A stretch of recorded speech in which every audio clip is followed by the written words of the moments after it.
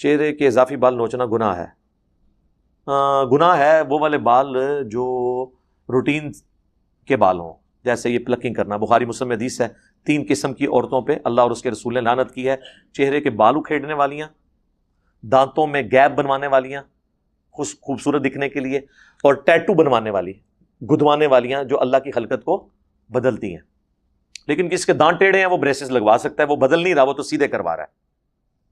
اسی طرح کا کسی عورت کی مونچھیں یا داڑھی نکل آئے ہلکے ہلکے بال، تو وہ اس کو ریموو کرے گی، اس لیے کہ عورت کو اللہ نے بال نہیں دیے، تو وہ روٹین سے ہٹی ہوئی ہے۔ پلکنگ کی ہم اس لیے مانت کرتے ہیں کہ یہ تو پلکنگ مرد اور عورت دونوں کے یہ بھویں تو ہوتی ہیں، اس کی اب اس کو آپ نے چھوٹا کر کے کیا کرنا ہے؟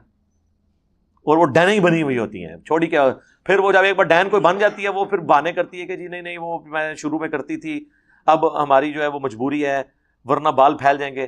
سرکار یہ بال اللہ نے ایسے بنائے ہیں، یہ تو نہ آپ کو ناخنوں کی طرح کاٹنے پڑتے ہیں بالوں کی طرح، نہ یہ پھیلتے ہیں۔ میری وائف بھی شادی سے پہلے اس کو ایک دفعہ اس کی سہیلیوں نے زبردستی پلکنگ کروا دی کہ تیرا بیاہ ہونا ہے تو کم پالا ہے، وہ نہیں کرتی تھی۔ میں نے شادی میں کہا ایک کام بھائی چھڑ دو، کوئی نہیں، اس نے کبھی نہیں کیا، کوئی بال نہیں پھیلے، ایویں گلا مشہور نے، اس طرح نہیں ہوتا۔ چہرے کے وہ والے بال اکھیڑنا جو روٹین کے ہیں وہ منع ہے، روٹین سے ہٹ کے جو اگر کسی کے آ جائیں ٹھیک ہے۔ داڑھی بھی ایون المصنف ابن ابی شیبہ میں موجود ہے، ابراہیم نخی تابعی جو تھے وہ رخساروں کے بال اکھاڑ لیتے تھے، یہ داڑھی میں نہیں آتے، یہ ہر ایک بندے کے تو نہیں ہوتے۔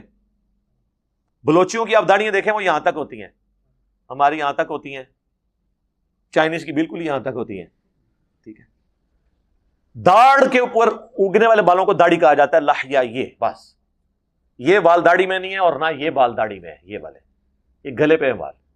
اگر کوئی یہاں سے صفائی کراتا ہے، برابر کرواتا ہے یا اوپر سے کرواتا ہے تو یہ بالکل جائز ہے خط کروانا۔